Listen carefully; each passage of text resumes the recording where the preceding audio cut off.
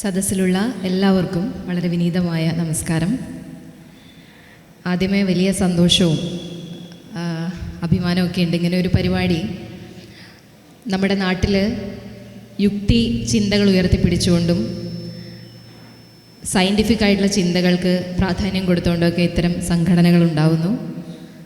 ആ സംഘടനകൾ വളരെ സമകാലിക പ്രസക്തമായ ചില വിഷയങ്ങൾ ചർച്ച ചെയ്യുമ്പോൾ ആ ചർച്ചയിൽ പങ്കെടുക്കാൻ അവസരം തന്നതിന് ഞാൻ വളരെ താങ്ക്ഫുള്ളാണ്. നന്ദി അറിയിക്കുകയാണ് സംഘാടകരോട്.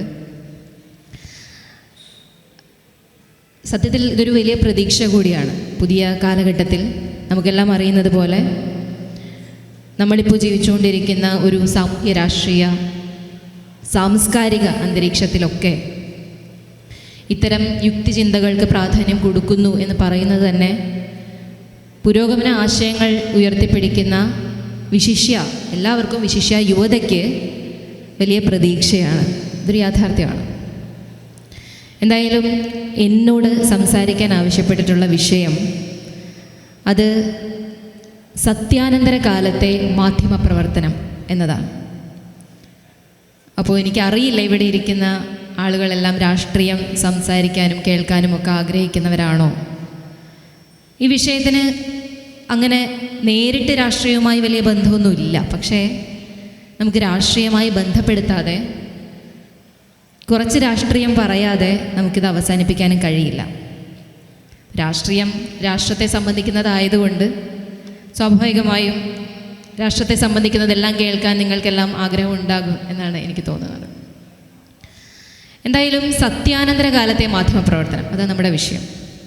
അപ്പോൾ ഈ സത്യാനന്തരം അല്ലെങ്കിൽ സത്യാനന്തര കാലഘട്ടം, സത്യാനന്തര കാലത്തെ മാധ്യമപ്രവർത്തനം, ഇതൊക്കെ കഴിഞ്ഞ കുറേ കാലങ്ങളായിട്ട് നമ്മുടെ ഈ സാമൂഹ്യ അന്തരീക്ഷത്തിൽ നമ്മളെല്ലാം ഇടപഴകുന്ന അന്തരീക്ഷത്തിൽ ഇങ്ങനെ ഉയർന്നു കേൾക്കുന്ന വല്ലാതെ ചർച്ച ചെയ്യപ്പെട്ടുകൊണ്ടിരിക്കുന്ന ചില പദങ്ങളാണ്.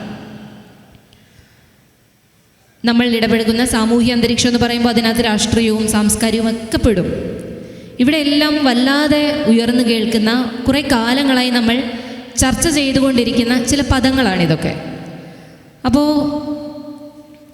ഈ പദം അല്ലെങ്കിൽ സത്യാനന്തരം എന്ന ആശയം പെട്ടെന്നൊരു സുപ്രഭാതത്തിൽ നിർമ്മിക്കപ്പെട്ടതോ അല്ലെങ്കിൽ ഈ ആശയം പൊടുന്നനെ രൂപപ്പെട്ടതോ പൊടുന്നനെ ചർച്ച ചെയ്യപ്പെടേണ്ടതോ ആയി വന്ന ഒന്നല്ല. ഇത് കുറേ കാലങ്ങളായി ഈ വാക്കുകളൊക്കെ അതിൻ്റെ പ്രയോഗത്തിൽ ലോകത്ത് അവിടെവിടെയായി പലയിടങ്ങളിലും കാണപ്പെടുന്ന ചർച്ച ചെയ്യപ്പെട്ടുകൊണ്ടിരിക്കുന്ന വാക്കുകളാണ്. നിങ്ങൾക്കെല്ലാം അറിയാം. പക്ഷേ സത്യാനന്തരം എന്ന് പറയുന്ന ഈ വാക്ക് അത് വല്ലാതെ പ്രചാരണം നേടുന്നത് ഏതാണ്ട് 2016 2016 ഓക്സ്ഫോർഡ് ഡിക്ഷണറിയുടെ തന്നെ ഏറ്റവും പ്രശസ്തമായ വാക്കായി ഓക്സ്ഫോർഡ് ഡിക്ഷണറി തന്നെ തിരഞ്ഞെടുത്ത വാക്കാണ് ഈ സത്യാനന്തരം എന്ന് പറയുന്നത്. ഓക്സ്ഫോർഡ് ഡിക്ഷണറിയുടെ തന്നെ സ്ഥാപകൻ ഈ വാക്കിനെക്കുറിച്ച് വിലയിരുത്തിയത് it could be defined as the most defining words of this എറ എന്നാണ്. അതായത് ഈ കാലഘട്ടത്തിലെ ഏറ്റവും അധികം നിർവചിക്കപ്പെട്ടുകൊണ്ടിരിക്കുന്ന ഒരു വാക്ക് എന്നാണ് ഈ വാക്കിനെ അദ്ദേഹം തന്നെ വിലയിരുത്തിയത്. അപ്പോൾ 2016 ഈ വാക്ക് വല്ലാതെ വാക്കിന് വലിയ രീതിയിലുള്ള ഒരു പ്രചാരണം ഉണ്ടാകുന്നു എന്ന് ഞാൻ പറഞ്ഞു. പക്ഷെ അതിനൊക്കെ ഒരുപാട് കാലം മുൻപ് മുതലേ ഈ സത്യാനന്തരം എന്ന വാക്ക് പ്രയോഗത്തിലുണ്ട്. ഇപ്പോൾ 1992 ആദ്യമായി 92 ഈ വാക്ക് അച്ചടി ഭാഷയായി ഒരു വാക്ക് എന്ന രീതിയിൽ ഉപയോഗപ്പെടുത്തുന്നത്. 1992 അമേരിക്കയിലെ വളരെ പ്രശസ്തമായൊരു മാഗസിൻ ദ നേഷൻ എന്ന് പറയുന്ന ഒരു മാഗസിനിൽ സെർബിയൻ വളരെ പ്രശസ്തനായ ഒരു നാടകകൃത്ത്, അദ്ദേഹത്തിൻ്റെ പേര് സ്റ്റീവ് എന്നാണ്, അദ്ദേഹത്തിൻ്റെ ഒരു ലേഖനത്തിലാണ് ഈ വാക്ക് ആദ്യമായി ഉപയോഗിക്കുന്നത്. അന്ന് അദ്ദേഹം ആ വാക്ക് ഉപയോഗിച്ചത് സത്യത്തിൽ നിന്നും സത്യത്തെയൊക്കെ മറന്നുകൊണ്ട്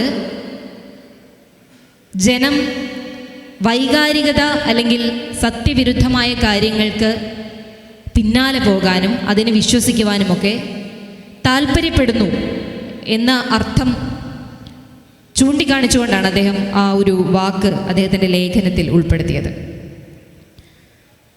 ആ ലേഖനത്തിൻ്റെ പേര്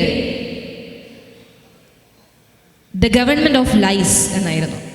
അതായത് നുണകളുടെ സർക്കാർ എന്നായിരുന്നു ആ ലേഖനത്തിൻ്റെ പേര്. അപ്പോൾ എന്താണ് സത്യാനന്തരം? എന്തായാലും സത്യവുമായി ബന്ധമുള്ളതൊന്നുമല്ല എന്നുള്ളത് ഉറപ്പാണ്. സത്യമല്ലാത്തതുമായി ബന്ധപ്പെട്ട എന്തോ ഒന്നാണ് എന്നും ഉറപ്പാണ്. സത്യാനന്തരം എന്ന വാക്കിന് ഒരുപാട് ഡെഫിനിഷൻസ് പല ആളുകളും പല കാലഘട്ടങ്ങളിലൊക്കെ നൽകിയിട്ടുണ്ട്. എന്തായാലും സത്യാനന്തരം എന്നാൽ കൃത്യമായി പറഞ്ഞാൽ സത്യവുമായോ വസ്തുതകളുമായോ ഒന്നും യാതൊരു ബന്ധവുമില്ലാതെ മനുഷ്യൻ്റെ വികാരങ്ങൾക്കും മനുഷ്യൻ്റെ വ്യക്തിപരമായ വിശ്വാസങ്ങൾക്കുമൊക്കെ പോകുന്ന മനുഷ്യൻ്റെ ഒരു അവസ്ഥ. ആ അവസ്ഥ മനുഷ്യനെ വല്ലാതെ സ്വാധീനിക്കുന്ന ഒരു ഘട്ടം. ആ ഘട്ടത്തെയാണ് നമ്മൾ സത്യാനന്തരം എന്ന് പറയുക. സത്യം അറിഞ്ഞതിന് ശേഷവും, സത്യം എന്താണെന്ന് അറിഞ്ഞതിന് ശേഷവും സത്യാനന്തര കാലഘട്ടത്തിൽ സത്യത്തിന് ഒരു പ്രാധാന്യമില്ല. അതാണ് അതിൻ്റെ പ്രത്യേകത. അതായത് വസ്തുനിഷ്ഠതയെ അല്ലെങ്കിൽ യാഥാർത്ഥ്യത്തെ വളരെ സൗകര്യപൂർവ്വം അല്ലെങ്കിൽ ബോധപൂർവം മറച്ചു പിടിക്കുന്നൊരു കാലഘട്ടം. ഇമോഷണലായ ട്രൂത്തിന് ലോജിക്കലായ ട്രൂത്തിനേക്കാൾ വലിയ പ്രാധാന്യമുണ്ടാവുന്ന ഒരു സമയം. അപ്പോൾ നമുക്കെല്ലാം അറിയാം, ഈ സത്യാനന്തരം എന്ന് പറയുന്ന വാക്ക് സ്വാഭാവികമായും ഈ സത്യവുമായി ബന്ധമില്ലാത്ത ഒരവസ്ഥയാണല്ലോ. അപ്പോൾ ഇങ്ങനെ സത്യാനന്തരം എന്ന വാക്കുമായി ദൈനംദിനം ഇടപെടേണ്ട ഒരുപാട് സാഹചര്യങ്ങൾ, മുഖാമുഖം ഈ സത്യാനന്തരത്തെ കാണേണ്ടി വരുന്ന ഒരുപാട് സാഹചര്യം നമ്മളുടെ ജീവിതത്തിലൊക്കെ ഉണ്ടാവാറുണ്ട്. ഒരു വളരെ ലളിതമായിട്ടൊരു ഉദാഹരണം പറഞ്ഞാൽ, ഇപ്പോൾ ഞാൻ സത്യാനന്തര കാലഘട്ടത്തിലെ ഒരു മനുഷ്യനെ പരിചയപ്പെടുകയാണ്. അപ്പോൾ അദ്ദേഹം എന്നോട് പറയുന്നത് അദ്ദേഹം മഹാത്മാഗാന്ധിയുമായി ഉപ്പ് സത്യാഗ്രഹത്തിൽ പങ്കെടുത്തിട്ടുണ്ട് എന്നാണെന്ന് കരുതുക. അപ്പോൾ സ്വാഭാവികമായും ഞാൻ ചോദിക്കുക, എന്താണ് നിങ്ങളുടെ പ്രായം എന്നാണ്. കാരണം ഈ കാലഘട്ടത്തിലാണല്ലോ അതെന്നോട് പറയുന്നത്. ഇപ്പോൾ ഒരു പക്ഷേ അദ്ദേഹം പറയുന്നത് എനിക്ക് കഴിഞ്ഞ മാസം ഒരു 62 വയസ്സ് തികഞ്ഞു എന്നാണെന്നിരിക്കട്ടെ. അപ്പോൾ ഞാൻ എന്തായിരിക്കും സ്വാഭാവികമായും ചിന്തിക്കുക? ഞാൻ ചിന്തിക്കുക, മഹാത്മാഗാന്ധി മരണപ്പെടുന്നത്, കൊല ചെയ്യപ്പെടുന്നത് 1948 അപ്പോൾ ഇതെങ്ങനെയാണ് സാധ്യമാവുക? അതാണ് എൻ്റെ ചിന്ത. അപ്പോൾ ഞാനിത് അദ്ദേഹത്തോട് ചോദിച്ചാൽ അദ്ദേഹം എന്നോട് പറയാൻ പോകുന്ന മറുപടി എന്ന് പറയുന്നത്, ഇത് നിങ്ങളുടെ അഭിപ്രായമാണ്, അതെൻ്റെ അഭിപ്രായമല്ല എന്നാണ്. ഞാൻ പറയുന്നത് വസ്തുതയാണ്, ഞാൻ പറയുന്നത് ഫാക്റ്റ് ആണ്. പക്ഷെ അദ്ദേഹം ആ ഫാക്റ്റിനോട് ബന്ധപ്പെട്ട് സംസാരിക്കാൻ തയ്യാറാവുന്നില്ല. അദ്ദേഹം ആ ചോദ്യത്തിൽ നിന്ന് ഒഴിഞ്ഞു മാറാൻ ശ്രമിക്കുകയാണ്. അത് ഒരു സത്യാനന്തര കാലഘട്ടത്തിലെ ഒരു സത്യാനന്തര എന്ന് പറയുന്ന വാക്കിൻ്റെ ഒരർത്ഥത്തെ സൂചിപ്പിക്കുന്നൊരു സാഹചര്യമാണ്. ഇനിയിപ്പോൾ മഹാത്മാഗാന്ധി എന്ന് പറയുന്ന വ്യക്തിയെ മാറ്റിയിട്ട് നമുക്കവിടെ മൗണ്ട് ബാറ്റൻ പ്രഭുവിനെ സങ്കല്പിക്കാം. മൗണ്ട് ബാറ്റൻ പ്രഭു എനിക്ക് അത്ര പരിചയമില്ലാത്ത ആളാണ്. പക്ഷേ മൗണ്ട് ബാറ്റൻ പ്രഭു കേരളത്തിൽ ഒരു കാലഘട്ടത്തിൽ കേരളത്തിലെ വാട്സപ്പ് മെസ്സഞ്ചറിലൂടെ നമ്മുടെയൊക്കെ വാട്സപ്പിലേക്ക് ഈ മൗണ്ട് ബാറ്റൻ പ്രഭുവിനെ കുറിച്ചൊരു വാർത്ത വലിയ രീതിയിൽ പ്രചരിക്കുന്ന സ്ഥിതി ഉണ്ടായിരുന്നു. നിങ്ങൾ ഓർക്കുന്നുണ്ടാവാം. അത് കേരളത്തിൽ ശബരിമലയിലെ യുവതീ പ്രവേശനവുമായി ബന്ധപ്പെട്ട ഒരു സമയമായിരുന്നു. അപ്പോൾ ആ സമയത്ത് വാട്സപ്പിലൊക്കെ പ്രചരിച്ചൊരു വാർത്ത ഇങ്ങനെയായിരുന്നു: മൗണ്ട് ബാറ്റൻ പ്രഭു 1878 അദ്ദേഹത്തിൻ്റെ മകളുമായി, പ്രായപൂർത്തിയായ മകളുമായി ശബരിമലയിൽ സന്ദർശിച്ചിരുന്നുവെന്നും അത് ശബരിമലയിലെ തന്ത്രിയുടെ അനുവാദത്തോടു കൂടി ആയിരുന്നില്ല എന്നും, എന്നാൽ പിന്നീട് ആ പെൺകുട്ടിക്ക് എന്തൊക്കെയോ അസുഖങ്ങൾ വരികയും തന്ത്രിയോട് മാപ്പ് പറയേണ്ടി വരികയൊക്കെ ചെയ്തു എന്നാണ് ആ വാർത്ത. ആ ഒരു വാട്സപ്പ് മെസ്സേജിൻ്റെ ഒരു ഉള്ളടക്കം അങ്ങനെയാണ്, നമ്മുടെ നാട്ടിൽ പ്രചരിച്ചതാണ്. അപ്പോൾ 1878 ഇത് സംഭവിച്ചത്. ഇതാണ് വാട്സപ്പ് മെസ്സേജ്. പക്ഷെ യഥാർത്ഥത്തിൽ മൗണ്ട് ബാറ്റൻ പ്രഭു ജനിക്കുന്നത് 1900 അപ്പോൾ നമ്മളാരും ഈ ജനന തീയതിയോ ജനന വർഷമോ അന്വേഷിച്ച് പോകുന്നില്ല. പക്ഷേ ഈ മെസ്സേജ് എത്തുന്ന ആയിരക്കണക്കിന് മനുഷ്യർ ഇതെല്ലാം വിശ്വസിക്കുകയാണ്. ഇത് സത്യാനന്തര കാലഘട്ടത്തിൻ്റെ വളരെ സവിശേഷകരമായ ഒരു പ്രത്യേകതയാണ്. അതായത് ഇവിടെ വസ്തുതകൾക്ക് ഒരു തരത്തിലുള്ള സ്ഥാനമില്ല. നമ്മളിപ്പോൾ മൗണ്ട് ബാറ്റൻ പ്രഭുവിൻ്റെ ജനനം ഇന്ന വർഷത്തിലല്ലേ എന്ന് ഈ മെസ്സേജ് അയക്കുന്ന ആളോട് ചോദിച്ചാൽ അയാൾ ചോദിക്കാൻ പോകുന്ന മറുചോദ്യം എന്തായിരിക്കും? സ്വാഭാവികമായിട്ടും വർഷത്തിന് എന്താ പ്രാധാന്യം എന്നായിരിക്കും ചോദിക്കുക. അപ്പോൾ ഇതുപോലെയുള്ള വാട്സപ്പ് മെസ്സേജുകളിൽ വിശ്വസിച്ച് നിലപാടുകൾ എടുക്കുന്ന ആളുകളുണ്ട് അല്ലേ? ഒരുപാട് ആളുകളുണ്ട്. അപ്പം അങ്ങനെയുള്ള ഒട്ടേറെ ഉദാഹരണങ്ങൾ നമുക്ക് ചൂണ്ടിക്കാണിക്കാൻ പറ്റും. ഇപ്പോൾ ഗുജറാത്തിൽ നമ്മുടെ അഹമ്മദാബാദിൽ നടന്ന ഒരു റാലിയിൽ നമ്മുടെ പ്രധാനമന്ത്രി പ്രസംഗിച്ചത് നിങ്ങൾ ഓർക്കുന്നുണ്ടോ എന്ന് എനിക്കറിയില്ല. അദ്ദേഹം ആദ്യമായി ഡിജിറ്റൽ ക്യാമറ ഉപയോഗിക്കുന്നത് 1987 എന്നാണ് അദ്ദേഹം പ്രസംഗിച്ചത്. 10,000 മനുഷ്യരോടാണ് അദ്ദേഹം ഇത് പറയുന്നത്. എന്നിട്ട് അദ്ദേഹം പറഞ്ഞു, LK അദ്വാനി പ്രസംഗിക്കുന്ന വേളയിൽ ഞാൻ അദ്ദേഹത്തിൻ്റെ ഫോട്ടോ എടുക്കുകയും അതൊരു കളർ ചിത്രമായിരുന്നു. ഞാൻ അദ്ദേഹത്തിന് അത് ഇമെയിൽ ചെയ്ത് കൊടുക്കുകയും തൊട്ട് പിറ്റേ ദിവസത്തെ പത്രത്തിൽ ഈ ഫോട്ടോ പ്രത്യക്ഷപ്പെടുകയും ചെയ്തു. അപ്പോൾ LK അദ്വാനി ഇത് കണ്ട് അത്ഭുതപ്പെട്ട് അദ്ദേഹത്തോട് ചോദിച്ചു, ഇതെങ്ങനെ ഈ ചിത്രം പത്രത്തിൽ വന്നു എന്ന്. ഇത് അദ്ദേഹത്തിൻ്റെ പ്രസംഗത്തിൻ്റെ കണ്ടൻ്റാണ് ഞാൻ പറഞ്ഞത്. അപ്പോൾ യഥാർത്ഥത്തിൽ ഇത് യാഥാർത്ഥ്യമാണോ? നമ്മുടെ ഇന്ത്യ മഹാരാജ്യത്ത് തന്നെ ഈ ഡിജിറ്റൽ ക്യാമറ അതിൻ്റെ പ്രയോഗം വളരെ വിശാലമായി നമ്മളെല്ലാം ഉപയോഗിക്കാൻ തുടങ്ങുന്നതിന് 1991 കാലഘട്ടത്തിലാണ്. ഇനി ഇമെയിലുകളും ഇൻ്റർനെറ്റും ഒക്കെ വളരെ സുലഭമായി സാധാരണക്കാരൊക്കെ ഉപയോഗിക്കാൻ തുടങ്ങിയത് 1995 കാലഘട്ടത്തിലാണ്. അപ്പോൾ വസ്തുതയുമായി ഒരു ബന്ധവുമില്ലാത്ത ചില കാര്യങ്ങൾ വസ്തുതയാണ് എന്ന തരത്തിൽ പ്രചരിപ്പിക്കുന്നു. അതിന് ചില നിക്ഷിപ്ത താല്പര്യങ്ങളൊക്കെ ഉണ്ടാകാം, അത് മറ്റു വശമാണ്. ഇതേ സാഹചര്യങ്ങൾ വീണ്ടും നമ്മുടെ ഇന്ത്യ മഹാരാജ്യത്ത് തന്നെ ഉണ്ടായിട്ടുണ്ട്.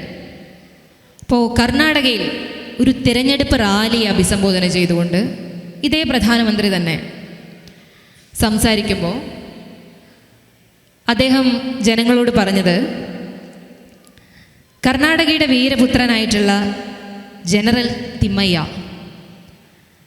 അദ്ദേഹം 1948 ഇന്ത്യ പാക് വാറിൽ ഇന്ത്യക്ക് വേണ്ടി സൈനിക കമാൻഡറായി ജോലിയെടുത്ത് ആ യുദ്ധത്തിൽ വിജയിച്ചതിന് ശേഷം ഇന്ത്യയിൽ വെച്ച് ഇന്ത്യയുടെ പ്രഥമ പ്രധാനമന്ത്രിയായിരുന്ന ജവഹർലാൽ നെഹ്റു അദ്ദേഹത്തെ അപമാനിച്ചു എന്നായിരുന്നു ആ പ്രസംഗത്തിൻ്റെ ഉള്ളടക്കം. അപ്പോൾ യഥാർത്ഥത്തിൽ അതിൻ്റെ വസ്തുത 1948 ജനറൽ തിമ്മയ്യ അങ്ങനെ ഒരു സൈനിക മേധാവിയെ ആയിട്ടില്ല എന്നുള്ളതാണ്.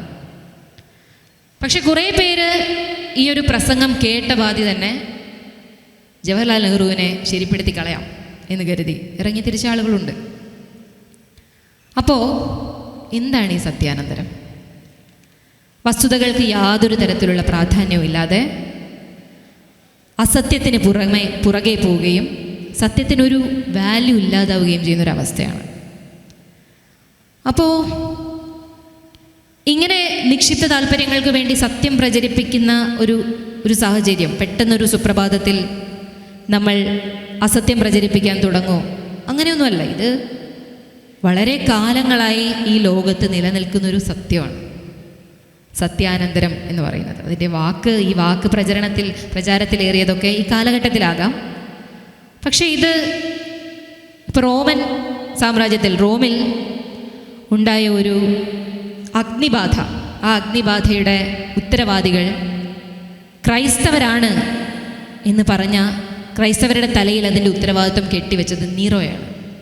നമ്മുടെ മുൻപിലുള്ളൊരു വലിയ ഉദാഹരണമാണ്.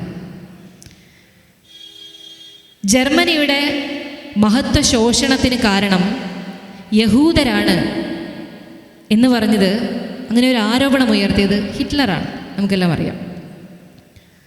അപ്പോൾ ലോകത്ത് ഇത്തരം സംഭവവികാസങ്ങൾ പലപ്പോഴായി ഉണ്ടായിക്കൊണ്ടിരിക്കുന്നുണ്ട്. പക്ഷെ സത്യാനന്തര കാലഘട്ടത്തിൽ മാധ്യമങ്ങൾക്ക് എപ്പോഴാണ് ഒരു റോൾ ഉണ്ടായി തുടങ്ങിയത്? മാധ്യമങ്ങൾക്ക് വലിയ പ്രാധാന്യം ഉണ്ടായിട്ടുണ്ട്, പലപ്പോഴും ഉണ്ടായിട്ടുണ്ട്, ഇപ്പോൾ മാത്രമല്ല.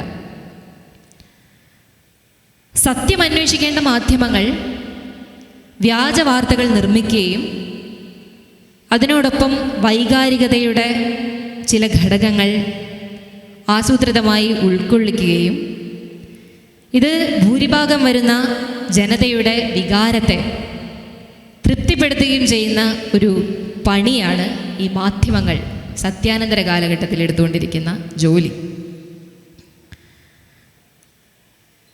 വ്യാജവാർത്തകൾ നൽകുന്ന ഒട്ടേറെ മാധ്യമങ്ങളെ നമുക്ക് കാണാൻ കഴിയും. വ്യാജവാർത്തകൾ മാത്രം നൽകി മുന്നോട്ട് പോകുന്ന മാധ്യമങ്ങളെയും കാണാൻ കഴിയും. അതൊരു വരുമാന മാർഗമായി എടുത്തിട്ടുള്ള ഒരുപാട് മാധ്യമങ്ങളുണ്ട്.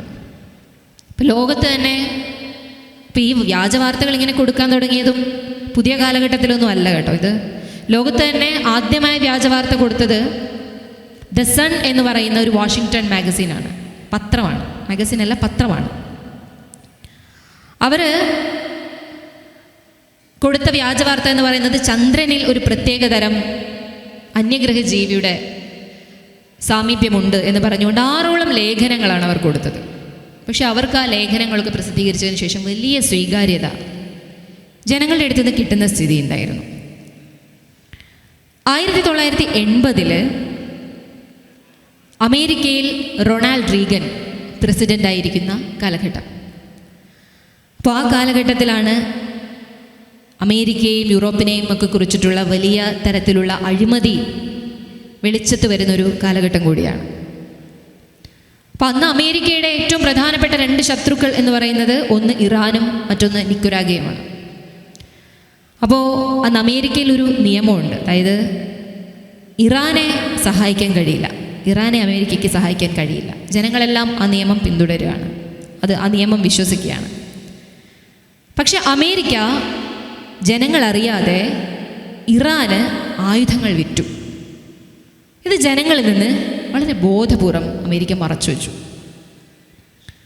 അതായത് ഭരണകൂടം പൗരന്മാരോട് കള്ളം പറഞ്ഞുകൊണ്ട് ഒരു പ്രവൃത്തി ചെയ്യുകയാണ്. പക്ഷേ ഇതൊരു കള്ളമായിരുന്നു എന്ന് കുറേ കാലങ്ങൾക്ക് ശേഷം അമേരിക്കയിലെ ജനങ്ങൾ അറിയുമ്പോഴും അവർ റൊണാൾഡ് റീഗനെ കുറ്റപ്പെടുത്താൻ തയ്യാറായിട്ടില്ല.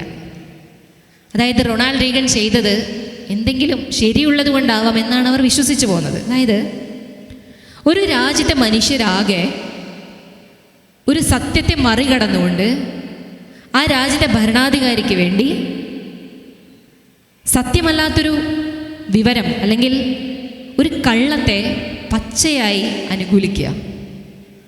ഇതാണ് സത്യാനന്തരം അല്ലെങ്കിൽ സത്യാനന്തര കാലഘട്ടത്തിൻ്റെ ഏറ്റവും വലിയ പ്രത്യേകത എന്ന് പറയുന്നത്. ഇതുപോലെ ഇനിയും ഒട്ടേറെ ഉദാഹരണങ്ങളുണ്ട്. 1993 അമേരിക്കയിൽ ബിൽ ക്ലിൻ്റൺ അദ്ദേഹം പ്രസിഡൻ്റ് ആയിരിക്കുന്ന സമയത്ത് അവിടെ ബിൽ ക്ലിൻ്റനെതിരെ വന്ന ഒരു ആരോപണം എന്ന് പറയുന്നത് മോണിക്ക എന്ന് പറയുന്ന വൈറ്റ് ഹൗസിലെ ഒരു ഇൻറ്റേണായി ജോലി ചെയ്തിരുന്ന ഒരു മോണിക്ക ലെവൻസ്കി എന്ന് പറയുന്ന ഒരു പെൺകുട്ടിയുമായി ബിൽ ക്ലിൻ്റൺ എന്തോ തെറ്റായ തരത്തിലുള്ള ബന്ധമുണ്ട് എന്നൊരു വാർത്ത അവിടെ ജനങ്ങൾ പ്രചരിപ്പിക്കുന്നുണ്ടായിരുന്നു. പക്ഷെ ബിൽ ക്ലിൻ്റൺ ഈ വാർത്ത ആകെ നിഷേധിച്ചു. അദ്ദേഹം ഈ വാർത്ത കളവാണ് എന്ന് തന്നെ പറഞ്ഞുകൊണ്ട് ഒരു സത്യവാങ്മൂലം എഴുതി നൽകുന്ന സ്ഥിതി ഉണ്ടായിരുന്നു. പക്ഷേ കുറേ കാലങ്ങൾക്ക് ശേഷം ശാസ്ത്രീയമായ പരിശോധനകളുടെയൊക്കെ ഫലം പുറത്തു വന്നപ്പോൾ ആ ഫലം പൂർണ്ണമായും ബിൽ ക്ലിൻ്റനെതിരായിരുന്നു. അപ്പോൾ അമേരിക്കയിലെ ഹൗസ് ഓഫ് റെപ്രസെൻറ്റേറ്റീവ് എന്തു ചെയ്തു? കള്ളസത്യവാങ്മൂലം നൽകി എന്ന കാരണം പറഞ്ഞുകൊണ്ട് ബിൽ ക്ലിൻ്റനെ ഇംപീച്ച് ചെയ്യാൻ തീരുമാനിച്ചു. പക്ഷേ സെനറ്റ് ഇത് അംഗീകരിച്ചില്ല.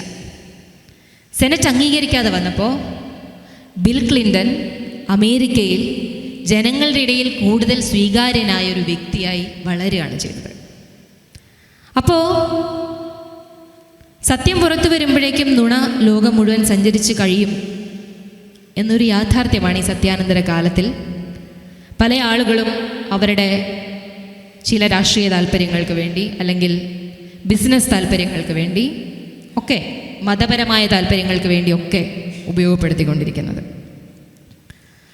അന്ന് അമേരിക്കയിൽ ആകെ പ്രചരിച്ച വാർത്ത എന്ന് പറയുന്നത് ചില പ്രത്യേകതരം വാചകങ്ങൾ അവർ ശീർഷകങ്ങൾ കൊടുത്തുകൊണ്ട് സെക്ഷൽ ഹരാസ്മെൻറ്റ് അല്ലെങ്കിൽ സെക്ഷൽ സ്കാൻഡൽ, അഫെയർ എന്നൊക്കെ പറഞ്ഞുകൊണ്ടുള്ള തലക്കെട്ടുകൾക്ക് അവർ പ്രാധാന്യം കൊടുക്കുകയും യഥാർത്ഥത്തിലുള്ള വസ്തുതയെ ഒരു ലൈവ് ഷോ ആക്കി തീർക്കുകയാണ് മാധ്യമങ്ങൾ ചെയ്തത്. ഇപ്പോൾ നമ്മുടെ നാട്ടിലെ ഒരുമാതിരിപ്പെട്ട മുഖ്യധാര മാധ്യമങ്ങളൊക്കെ ചെയ്യുന്ന ജോലി തന്നെയാണ് അന്നും അവർ 1993 കഴിഞ്ഞുള്ള കാലഘട്ടത്തിൽ അമേരിക്കയിൽ ചെയ്തുകൊണ്ടിരുന്നത്.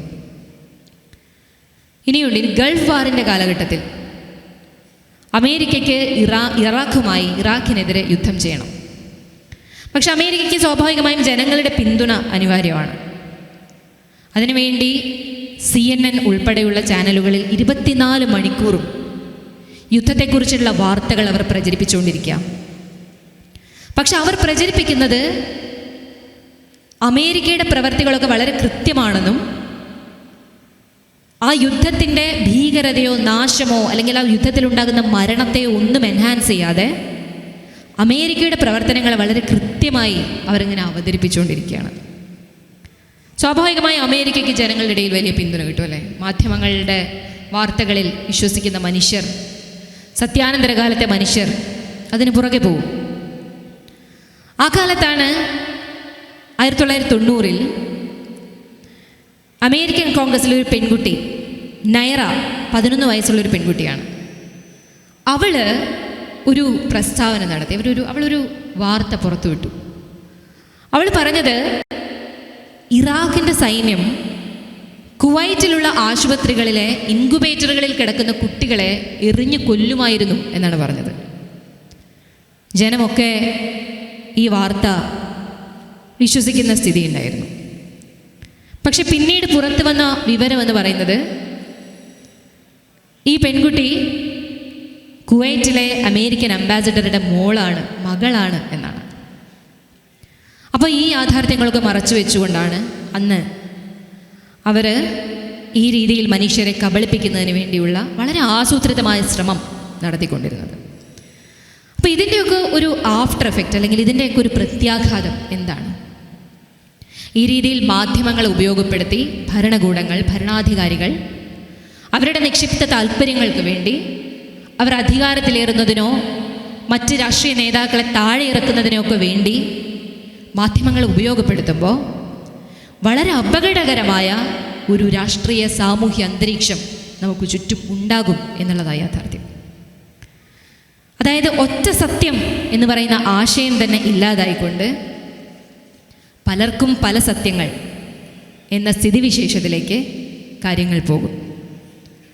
അപ്പോൾ ഇതേ സ്ഥിതി തന്നെയാണ് ഇന്ന് നമുക്കറിയാം ഇന്ത്യയിലെ മാധ്യമങ്ങളിലൂടെ നമ്മൾ മനുഷ്യരൊക്കെ നേരിട്ടുകൊണ്ടിരിക്കുന്നത്. ഇന്ത്യ എന്ന് പറയുന്ന രാജ്യം ഒട്ടേറെ പ്രത്യേകതകളുള്ള നാടാണ് നമ്മുടേത്. BR അംബേദ്കറുടെയൊക്കെ നേതൃത്വത്തിൽ നിലവിൽ വന്ന മഹത്തായ ഭരണഘടനയുള്ള നാട്. ലോകത്തെ തന്നെ ഏറ്റവും സ്പെഷ്യലായ ഭരണഘടനകളുടെ നല്ല വശങ്ങൾ മാത്രം സ്വാംശീകരിച്ചുകൊണ്ടാണ് നമ്മുടെ ഇന്ത്യൻ ഭരണഘടനയ്ക്ക് രൂപം നൽകിയത്. ഇഷ്ടമുള്ളവർക്ക് ഇഷ്ടമുള്ള ഭക്ഷണം കഴിക്കുവാനും, ഇഷ്ടമുള്ള വസ്ത്രം ധരിക്കുവാനും, ഇഷ്ടമുള്ള മതത്തിൽ വിശ്വസിക്കുവാനും, ഇഷ്ടമുള്ളയാളെ വിവാഹം കഴിക്കുവാനും, ഇഷ്ടമുള്ള കോഴ്സ് തിരഞ്ഞെടുക്കുവാനും ഒക്കെ അവകാശമുള്ള മഹത്തായ ഭരണഘടന അല്ലേ? ആ ഭരണഘടനയുടെ 4ാം തൂൺ എന്നറിയപ്പെടുന്ന, ജനാധിപത്യത്തിൻ്റെ 4ാം തൂൺ എന്നറിയപ്പെടുന്ന ഇന്ത്യയിലെ മാധ്യമങ്ങൾ, സത്യാന്വേഷികളായി മാറേണ്ട മാധ്യമങ്ങൾ യഥാർത്ഥത്തിൽ എന്താ ചെയ്യുന്നത്? അവർ ഇന്ത്യയിലെ മനുഷ്യരുടെ വികാരത്തെ വിൽക്കുന്ന നല്ല ഒന്നാന്തരം ഏജൻറ്റുകളായി മാറിക്കൊണ്ടിരിക്കുകയാണ്. അതാണ് നമ്മുടെ ഇന്ത്യയിലെ മാധ്യമങ്ങളുടെ സത്യാനന്തര കാലത്തെ ഒരു പ്രത്യേകത എന്ന് പറയുന്നത്. അമേരിക്കയിൽ നേരത്തെ പറഞ്ഞതുപോലെ ഭരണകൂടങ്ങളുടെ താല്പര്യങ്ങൾക്കനുസരിച്ച് ഒട്ടേറെ പ്രത്യേകതകൾ ഉണ്ടായിട്ട്, ഇത് മാത്രമല്ല ട്രംപിൻ്റെ കാലത്ത് അവിടെ ഒരു ക്രിസ്ത്യൻ മീഡിയ ട്രംപിനെ ഒരു ദൈവദൂതനായിട്ട് മനുഷ്യരുടെ മുന്നിൽ അവതരിപ്പിക്കുന്ന സ്ഥിതി ഉണ്ടായിരുന്നു. അപ്പോൾ മനുഷ്യരുടെ മതം എന്ന് പറയുന്ന വികാരം, അതൊരു വികാരമാണല്ലോ മനുഷ്യർക്ക്, ആ വികാരത്തെ ഉപയോഗപ്പെടുത്തി അത് വോട്ടാവാനൊക്കെ വലിയ രീതിയിൽ സഹായിച്ചിട്ടുണ്ട്. അതുപോലെ ലോകത്ത് പല മാധ്യമങ്ങളും, അൽ ജസീറ അടക്കം, അൽ അറേബ്യ അടക്കമുള്ള മാധ്യമങ്ങൾ ഏത് ഭരണകൂടത്തിൻ്റെ നാവാണ് ആകുന്നത് എന്ന് നിങ്ങൾക്ക് ചിന്തിച്ച് മനസ്സിലാകുന്നതേ ഉള്ളൂ. അപ്പോൾ ഇന്ത്യയിലേക്ക് വന്നാൽ ഇന്ത്യയിലെ മാധ്യമങ്ങൾ ഒരു നേതാവിന് വേണ്ടി ആ നേതാവ് എന്ത് ചെയ്താലും ഞങ്ങൾ സംരക്ഷിക്കും എന്നൊരു നയം നമ്മുടെ രാജ്യത്ത് നമ്മൾ കാണാൻ തുടങ്ങിയിട്ട് ഇപ്പം കുറച്ച് കാലമായിട്ടുള്ളൂ. ഒട്ടേറെ ഉദാഹരണങ്ങൾ ചൂണ്ടിക്കാണിക്കാനുണ്ട്, ഒട്ടേറെ ഉദാഹരണങ്ങളുണ്ട്. ഇപ്പോൾ പുൽവാമ ബാലക്കോട്ട് ആക്രമണങ്ങളുടെ പശ്ചാത്തലത്തിൽ നമുക്ക് ഒട്ടേറെ ധീരജവാന്മാർ വീരമൃത്യു വരിക്കുന്ന സാഹചര്യമൊക്കെ ഉണ്ടായി. പക്ഷേ ഇന്ത്യയിലെ മാധ്യമങ്ങൾ ഈ യുദ്ധത്തിൻ്റെ പശ്ചാത്തലത്തെ എങ്ങനെയാണ് അവതരിപ്പിച്ചത്? അവർ മനുഷ്യരുടെ മുൻപിൽ ഭയങ്കരമായ നാഷണലിസം എന്ന് പറയുന്ന വികാരം ഉണ്ടാക്കാനും അതിലൂടെ ധ്രുവീകരണത്തിനുമാണ് അവർ ലക്ഷ്യമിട്ടത്. നിങ്ങളെല്ലാം ആ സമയത്തെ വാർത്തകൾ ശ്രദ്ധിച്ചിട്ടുണ്ടെങ്കിൽ വളരെ കൃത്യമായി മനസ്സിലാക്കാവുന്നതേ ഉള്ളൂ. COVID-19 വലിയ രീതിയിൽ രാജ്യത്തെ ആകെ ബാധിച്ചൊരു ഘട്ടമുണ്ടായിരുന്നു. അപ്പോൾ ആ സമയത്ത് ഉത്തരേന്ത്യയിൽ നടന്ന സംഭവ വികാസങ്ങൾ യഥാർത്ഥത്തിൽ അക്ഷരാർത്ഥത്തിൽ നമ്മളാരും അറിഞ്ഞിട്ടില്ല. ഉത്തരേന്ത്യയിലെ ഹോസ്പിറ്റലുകളൊക്കെ തിങ്ങി നിറഞ്ഞ്, മൃതദേഹങ്ങൾ തിങ്ങി നിറഞ്ഞ്, സംസ്കരിക്കാൻ ഇടമില്ലാതെ മൃതദേഹങ്ങൾ നദിയിലൂടെ ഒഴുക്കി വിട്ടുകൊണ്ടിരുന്നൊരു സാഹചര്യം ഉണ്ടായിരുന്നു. പക്ഷേ ആ വാർത്തയൊന്നും നമ്മൾ ആരും അറിഞ്ഞിട്ടില്ല. ഇന്ത്യയിലെ മാധ്യമങ്ങളൊക്കെ അത് സെൻസർ ചെയ്ത് കളഞ്ഞു. അങ്ങനെ എത്ര ചരിത്ര സത്യങ്ങളാണ് നമ്മുടെ രാജ്യം മാധ്യമങ്ങൾ മനഃപൂർവ്വം കണ്ടില്ലെന്ന് നടിച്ചുകൊണ്ട് നമുക്ക് മുൻപിൽ അവതരിപ്പിക്കുന്നത്. നോക്കൂ, ഒരു കാലഘട്ടത്തിൽ നമ്മുടെ ഇന്ത്യയിലെ സർക്കാരിനെ വിമർശിക്കുന്ന അല്ലെങ്കിൽ സർക്കാർ വിരുദ്ധ നിലപാടുകൾ പറയുന്നവരെ ഇന്ത്യയിലെ മാധ്യമങ്ങൾ വിശേഷിപ്പിച്ചിരുന്നത് ആൻറ്റി നാഷണൽ എന്ന ഹാഷ്ടാഗോട് കൂടിയിട്ടാണ്. മറ്റൊരു വിശേഷണം അർബൻ നക്സൽ എന്നായിരുന്നു. നമ്മൾ ആദ്യമായാണ് വാക്കുകളൊക്കെ ഇത്ര പരിചിതമായി കേട്ടുപോന്നിരുന്നത്. അർബൻ നക്സലുകളെന്നും ആൻറ്റി നാഷണൽ എന്നുമൊക്കെ സർക്കാരിന് എതിരായ വാർത്തകൾ കൊടുക്കുന്ന, സർക്കാരിനെതിരെ പറയുന്നവരെ ഇന്ത്യയിലെ മാധ്യമങ്ങൾ തന്നെ വിളിച്ചിരുന്നൊരു കാലഘട്ടം നമ്മുടെ രാജ്യത്തുണ്ടായിരുന്നു.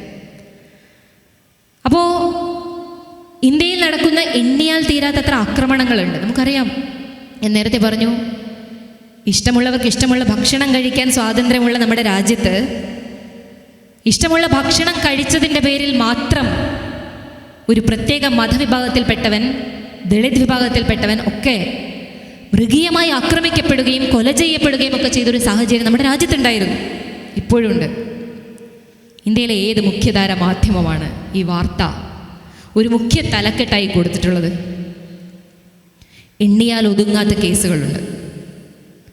കഴിഞ്ഞ കുറേ നാളുകൾക്ക് മുമ്പാണ് ഒരു ദളിത് വിഭാഗത്തിൽപ്പെട്ട ഒരു വൃദ്ധൻ അമ്പലമതിൽ ചാടിക്കടന്നതിൻ്റെ പേരിൽ പെട്രോൾ ഒഴിച്ച് കൊന്നുകളഞ്ഞു. ചെയ്തത് ആരാണ് എന്ന് ഞാൻ പറയാൻ ആളല്ല, പക്ഷേ അതൊരു വാർത്തയാണല്ലോ. ആ വാർത്തയെ വാർത്തയായിട്ടെങ്കിലും കൊടുക്കാൻ ഈ രാജ്യത്തെ മുഖ്യധാര മാധ്യമങ്ങൾ തയ്യാറാകാത്ത സവിശേഷകരമായ അത്ഭുതകരമായ സാഹചര്യത്തെയാണ് ഇന്ത്യയിലെ ഈ പറയുന്ന സത്യാനന്തര കാലത്തെ മാധ്യമ പ്രവർത്തനം എന്നൊക്കെ നമ്മൾ വിശേഷിപ്പിക്കുന്നത്.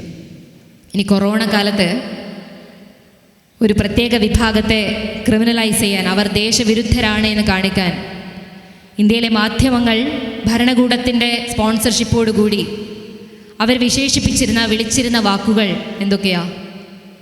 അതിനുവേണ്ടി അവർ കുറേ ഹാഷ്ടാഗുകളൊക്കെ നമ്മുടെ സമൂഹ മാധ്യമങ്ങളിൽ കൊടുക്കുന്നുണ്ടായിരുന്നു. അന്ന് അവർ പറഞ്ഞത് ലവ് ജിഹാദികൾ, കൊറോണ ജിഹാദികൾ എന്നൊക്കെയുള്ള വാക്കുകൾ കൊടുത്താണ് വിശേഷിപ്പിച്ചുകൊണ്ടിരുന്നത്. അപ്പോൾ ഇതിലൂടെയൊക്കെ, ഇത്തരം വാർത്തകളിലൂടെയൊക്കെ മനുഷ്യരുടെ ഇടയിൽ കൃത്യമായ ധ്രുവീകരണം നടത്താൻ മറ്റാരെങ്കിലും ആഗ്രഹിക്കുന്നുണ്ടെങ്കിൽ അതിനൊരു വെപ്പണായി മാറാൻ ഇന്ത്യയിലെ മാധ്യമങ്ങൾ വല്ലാതെ പണിപ്പെട്ടുകൊണ്ടിരിക്കുക. നമുക്ക് തെറ്റു പറയാൻ പറ്റില്ല, മാധ്യമങ്ങൾ തെറ്റു പറയാൻ കഴിയില്ല. ഇപ്പോൾ കഴിഞ്ഞ ദിവസം മാതൃഭൂമി ചാനലിലൊരു കുറേ മാധ്യമപ്രവർത്തകരൊക്കെ, പ്രശസ്തരായ മാധ്യമപ്രവർത്തകർ, അവരൊക്കെ ഇരുന്ന ചർച്ചയിൽ ഒരു മാധ്യമപ്രവർത്തകൻ തന്നെ പറയുകയാണ്, നിങ്ങൾ ഈ പുതിയ കാലത്ത് മാധ്യമങ്ങളെ മാത്രം ആശ്രയിച്ചിരുന്നാൽ നിങ്ങൾക്കൊരു പക്ഷേ സത്യം കണ്ടെത്തണമെന്നില്ല. അദ്ദേഹം തന്നെ വെളിപ്പെടുത്തുകയാണ്. അപ്പോൾ നമ്മുടെ രാജ്യത്തെ മാധ്യമങ്ങൾ എന്തുകൊണ്ടാണ് ഇതൊക്കെ പറയേണ്ടി വരുന്നത്? ചരിത്ര സത്യങ്ങളെ മറച്ചു പിടിക്കാൻ അവർ നിർബന്ധിക്കപ്പെടുന്നത് എന്തുകൊണ്ടാണ്? നമുക്കെല്ലാം അറിയാം, ഏറ്റവും ബേസിക്കായ ഒരു അറിവാണ്, നമ്മുടെ രാഷ്ട്രപിതാവ് മഹാത്മാഗാന്ധി കൊല ചെയ്യപ്പെട്ടതാണ്. എങ്ങനെയാണ് കൊല ചെയ്യപ്പെട്ടത്? രാഷ്ട്രപിതാവ് മഹാത്മാഗാന്ധി കൊല ചെയ്യപ്പെട്ടത് നാഥുറാം വിനായക് ഗോഡ്സെ എന്നൊരു വർഗീയവാദിയുടെ വെടിയുണ്ടകൾക്ക് ഇരയായിക്കൊണ്ടാണ്. ഡൽഹിയിൽ വെച്ച് ഒരു വർഗീയവാദി, നാഥുറാം വിനായക് ഗോഡ്സെ എന്ന വർഗീയവാദി മഹാത്മാഗാന്ധിയെ ഷൂട്ട് ചെയ്ത് കൊലപ്പെടുത്തുകയാണ്. അദ്ദേഹം പിന്നീട് പിടിയിലാവുകയും താൻ ഗാന്ധിയെ കൊന്നതാണ് എന്ന് കോടതിയിലും പോലീസ് സ്റ്റേഷനിലും ഒക്കെ ആവർത്തിക്കുകയും ചെയ്തു, അല്ലേ? പക്ഷേ ഇന്ന് നമ്മുടെ രാജ്യത്തിനകത്തെ ഒരു പാർലമെൻറ്റിനകത്തെ ഒരു മെമ്പർ ഇതേ ഗോഡ്സെ വിശേഷിപ്പിക്കുന്നത് പാട്രിയോട്ട് എന്ന് പറഞ്ഞുകൊണ്ടാണ്. ഇന്ന് ഈ രാജ്യത്തിലെ എല്ലാ മുഖ്യധാര മാധ്യമങ്ങളും പ്രൈം TV ചർച്ചയ്ക്ക് വേണ്ടി എടുക്കേണ്ട വിഷയമല്ല ഇത്. ഏതെങ്കിലും ഒരു മാധ്യമം ഈ വിഷയം ചർച്ച ചെയ്തതായി നിങ്ങൾ കണ്ടിട്ടുണ്ടോ? കാണില്ല. നമ്മുടെ രാജ്യത്ത് നടക്കുന്ന എണ്ണിയാൽ ഒതുങ്ങാത്ത കൊലപാതകങ്ങളുണ്ട്. ഇപ്പോൾ കൽബുർഗിയും നരേന്ദ്ര ദബോൽഗറും ഗോവിന്ദ് പൻസാരയും ഒക്കെ പോലെയുള്ള എഴുത്തുകാർ അവർ കൊല ചെയ്യപ്പെട്ടതാണ്, വർഗീയതയ്ക്കെതിരെ സംസാരിച്ചത് കൊണ്ടാണ്. പെരുമാൾ മുരുകൻ എന്ന് പറഞ്ഞ ഒരു എഴുത്തുകാരനുണ്ടായിരുന്നു. ആ എഴുത്തുകാരൻ എഴുത്ത് നിർത്തേണ്ടി വന്നതാണ്. രജനികാന്ത് എന്ന് പറയുന്ന സിനിമാ നടന് ടിപ്പു സുൽത്താൻ്റെ സിനിമയിൽ അഭിനയിക്കാൻ വിലക്കേർപ്പെടുത്തി നമ്മുടെ രാജ്യത്ത് ഈ കഴിഞ്ഞ കാലഘട്ടങ്ങളിൽ സംഭവിച്ചതാണ്. അപ്പം ഇതൊന്നും നമ്മുടെ ഒരു മുഖ്യധാര മാധ്യമത്തിന് ഒരു വാർത്തയല്ല. എന്തുകൊണ്ടാണ് വാർത്തയല്ലാതാവുന്നത്? അതാ ഞാൻ പറഞ്ഞ, അവരെ കുറ്റപ്പെടുത്താൻ നമുക്ക് പറ്റില്ല. കാരണം അവർ പൂർണ്ണമായും ചില ആളുകളാൽ വിലയ്ക്ക് വാങ്ങപ്പെട്ട് കഴിഞ്ഞു. ഇത് അവരുടെ നിലനിൽപ്പിൻ്റെ പ്രശ്നമാണ്. നമ്മുടെ രാജ്യത്ത് ഈ ഭരണാധികാരികളുടെ അല്ലെങ്കിൽ ഭരണകൂടത്തിൻ്റെ ഇഷ്ടത്തിനനുസരിച്ച് പ്രവർത്തിക്കുന്ന മാധ്യമങ്ങൾ മാത്രമൊന്നുമല്ല, ചില വ്യവസായ താല്പര്യങ്ങൾക്കനുസരിച്ച് പ്രവർത്തിക്കുന്ന മാധ്യമങ്ങളുണ്ട്, മതങ്ങളുടെ താല്പര്യങ്ങൾക്കനുസരിച്ച് പ്രവർത്തിക്കുന്ന മാധ്യമങ്ങളും ഉണ്ട്. നോക്കൂ, 2016 നോട്ട് നിരോധനം ഈ രാജ്യത്ത് നടപ്പാക്കിയപ്പോൾ നമ്മുടെ പ്രധാനമന്ത്രി നമ്മളോട് പറഞ്ഞത്, അന്ന് മാധ്യമങ്ങളിലൊക്കെ വന്ന വാർത്ത എന്ന് പറയുന്നത് ഈ നോട്ട് നിരോധനം ഒരു ഹിസ്റ്റോറിക് സ്റ്റെപ്പ് അല്ലെങ്കിൽ ഒരു surgical strike on black money, കള്ളപ്പണത്തിനെതിരെ നടക്കുന്ന ഒരു സർജിക്കൽ സ്ട്രൈക്ക് എന്ന രീതിയിലാണ് അവതരിപ്പിക്കപ്പെട്ടത്. പക്ഷേ പിന്നീട് വർഷങ്ങൾ കഴിഞ്ഞപ്പോൾ RBI തന്നെ പുറത്തുവിട്ട ചില റിപ്പോർട്ടുകൾ സൂചിപ്പിക്കുന്നത് ഇതൊന്നും പോയിട്ടില്ല, ഇതെല്ലാം ഇവിടെ തന്നെ തിരിച്ചു വന്നിട്ടുണ്ട് എന്നുള്ളതാണ്. പക്ഷെ അന്ന് പ്രധാനമന്ത്രി നമ്മൾ ഈ ചോദ്യം ചോദിച്ചപ്പോൾ നമ്മളോട് പറഞ്ഞത് വളരെ വൈകാരികമായ പ്രകടനങ്ങളായിരുന്നു. നിങ്ങൾ എനിക്കൊരു 50 ദിവസം തരൂ, അല്ലെങ്കിൽ നിങ്ങൾ ജീവനോടെ ചുട്ടരിക്കൂ എന്നൊക്കെയാണ് പറഞ്ഞത്.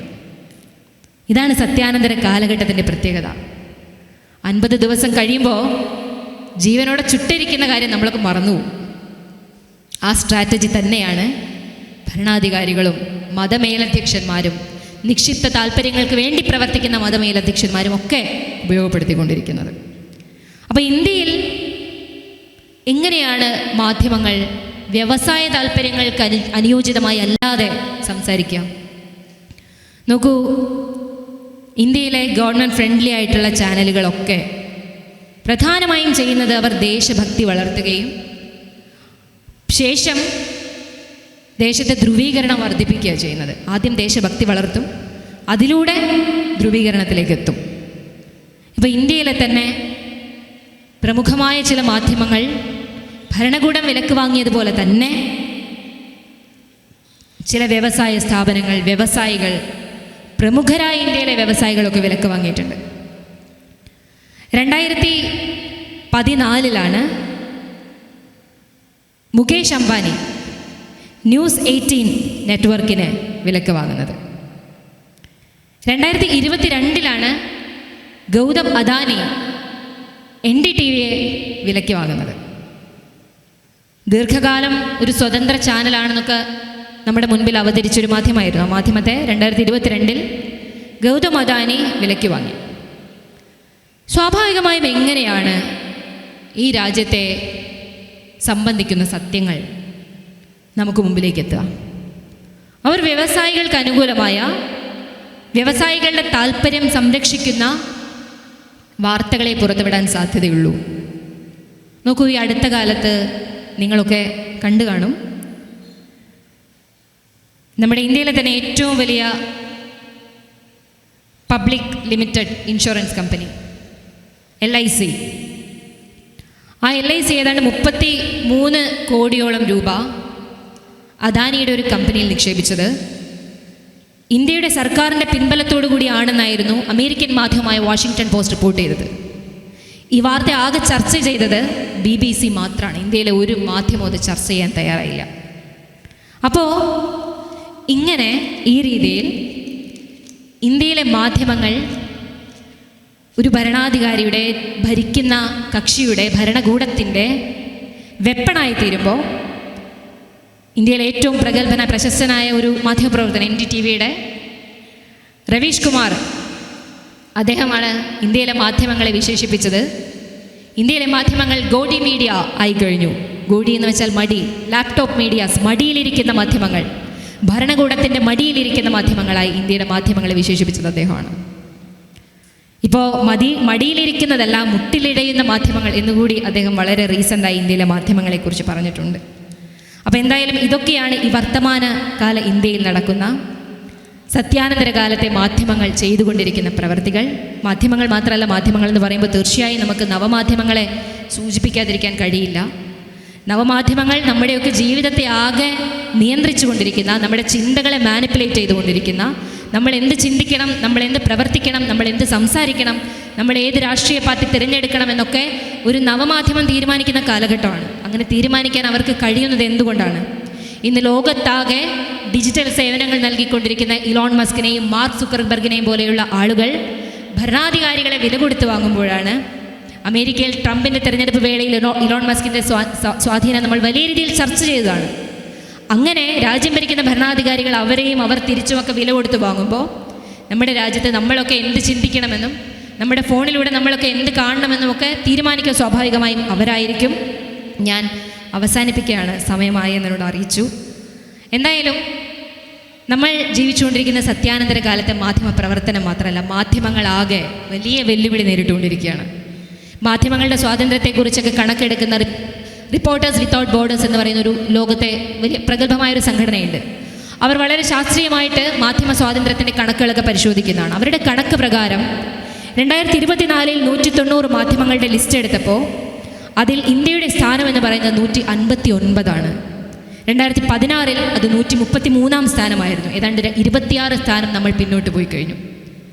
2017 ഗൗരി ലങ്കേഷ് എന്ന് പറയുന്ന മാധ്യമപ്രവർത്തക, അവർ ജോലി കഴിഞ്ഞ് വീട്ടിലേക്ക് വന്നുകൊണ്ടിരിക്കുന്ന സമയത്ത് വഴിയിൽ വെച്ച് ഏതാനും അജ്ഞാതർ ചേർന്ന് അവരെ കൊലപ്പെടുത്തുകയായിരുന്നു. പത്രത്തിലൊക്കെ വന്ന വാർത്ത ഗൗരി ലങ്കേഷിനെ അജ്ഞാതർ ചേർന്ന് കൊലപ്പെടുത്തിയെന്നായിരുന്നു. പക്ഷേ കുറച്ച് വർഷങ്ങൾ കഴിഞ്ഞപ്പോൾ ഈ അജ്ഞാതരൊക്കെ ജയിലിൽ പോയി അവർ തിരിച്ചു വരുമ്പോൾ അവരെ കാവി ഷോളൊക്കെ അണിഞ്ഞുകൊണ്ട് സ്വീകരിക്കുന്നത് ഈ രാജ്യത്തെ തീവ്ര ഹിന്ദു പ്രവർത്തകരാണ്. പക്ഷേ ഇത് എവിടെയും ഒരു വാർത്തയല്ല എന്നുള്ളതാണ്. ഏതായാലും നമ്മുടെ രാജ്യത്തെ മാധ്യമങ്ങൾ സത്യാനന്തര കാലത്ത് കോർപ്പറേറ്റുകൾക്കൊപ്പം ഭരണകൂടത്തിനൊപ്പം നിൽക്കുമ്പോഴും മാധ്യമങ്ങൾ വലിയ വെല്ലുവിളി നേരിടുന്നു. ഏതാണ്ട് 133ഓളം മാധ്യമങ്ങൾ ഈ കാലയളവിൽ, മാധ്യമ പ്രവർത്തകർക്കെതിരെ ഈ കാലയളവിൽ കേസെടുത്തിട്ടുണ്ട്. 28ഓളം മാധ്യമങ്ങൾ നമ്മുടെ രാജ്യത്ത് കൊല ചെയ്യപ്പെട്ടിട്ടുണ്ട്.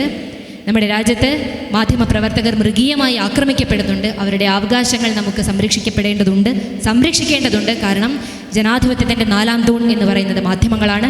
അതിന് പുതിയ കാലത്തും സത്യാനന്തര കാലത്തും നമുക്ക് കഴിയും.